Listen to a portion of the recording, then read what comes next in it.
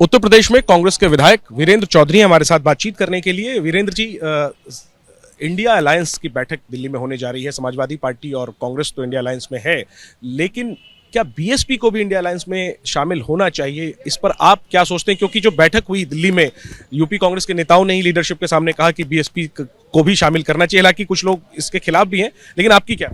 देखिए, ये मेरी अपनी व्यक्तिगत राय है कि अलायंस जब हो रहा है तो जब उधर एक बड़ा अलायंस एनडीए अलायंस है, जब 36 दलों का अलायंस आपने देखा होगा, वो भी अलायंस साथ लड़ने जा रहे हैं, तो हमें भी अलायंस साथ आना चाहिए। और उस अलायंस में जो बीजेपी के विरोधी मानसिकता के लोग हैं उन सबको साथ होना चाहिए। इसमें बहुजन समाज पार्टी भी उसमें एक बीजेपी विरोधी है।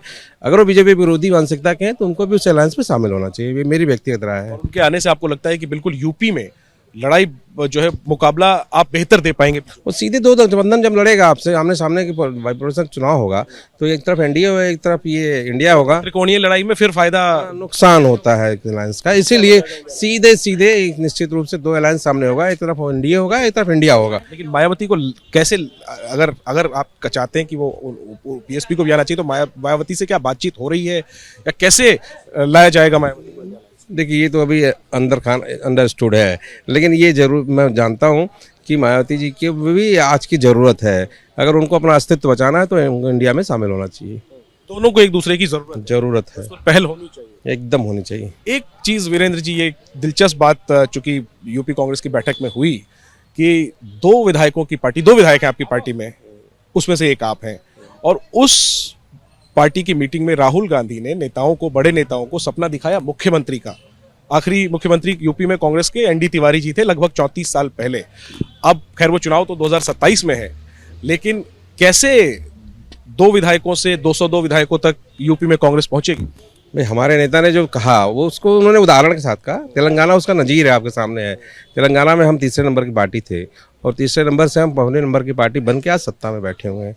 तो उत्तर प्रदेश में भी आज, क्योंकि उत्तर प्रदेश का जनमानस जो है पिछले 37 सालों से कांग्रेस के बाद कांग्रेस की तरफ बड़ी आशा भरी निगाहों से देख रहा है। ये हमारे नेता को अच्छा अनुभव है और हम लोगों को भी आपको भी अनुभव है कि आज आने वाले इस समय उत्तर प्रदेश में इन पार्टियों से, जो वहाँ की क्षेत्रीय पार्टियाँ हैं, उससे जनता का मन भर चुका है।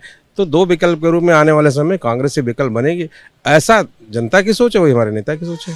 उसमें तो उन्होंने कहा कि सीएम प्रोजेक्ट करके पॉलिटिक्स करिए, संघर्ष करिए, तो आप खुद को सीएम प्रोजेक्ट करके पॉलिटिक्स करने वाले हैं? देखिए, ये नेताओं की अपनी निगाह है और हर आदमी, हर व्यक्ति के अंदर महत्वाकांक्षाएं होती हैं, व्यक्ति को होना भी चाहिए। तो यही चीज़ हमारे नेता ने कहा कि अपने अंदर महत्वाकांक्षा बनाइए और बनिए, आगे बढ़िए। चलिए, वो तो 27 में देखेंगे, लेकिन आखिरी में 24 को लेकर कांग्रेस कितनी सीटों पे यूपी में तैयारी कर रही है? कितनी सीटों पर कांग्रेस का मजबूत दावा? ये देखिए, ये सब नेतृत्व के ऊपर छोड़ दिया गया। हमारे सभी नेताओं ने, पूरे उत्तर प्रदेश के सम्मानित सभी नेतागण बुलाए गए थे। उन्होंने एक स्वर के साथ कह दिया कि हमारा शीर्ष नेतृत्व जो तय कर लेगा, वो चिन्हित कर लिए और वो चिन्हित करना उनका काम है।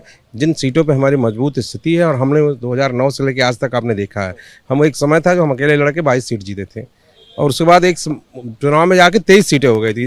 तो आप जानते हैं उत्तर प्रदेश में कांग्रेस, भले आज की हालात जो भी हो, लेकिन एक मजबूत आधार पे जब देश का चुनाव होता है तो कांग्रेस साथ बहुत से मतदाता कांग्रेस को आशा भरी नजरों से देखते हैं। तो हमें एक सम्मानजनक सीटों के साथ समझौता हो। ठीक है, तो कांग्रेस संख्या बल में भले पीछे हो, लेकिन मनोबल तो आप सुन सकते हैं कि हौसला है, और देखना यही कि क्या ये चुनाव में रंग लाएगा। कैमरा पर्सन मनोज त्रिपाठी के साथ जैनेंद्र, एबीपी न्यूज, दिल्ली।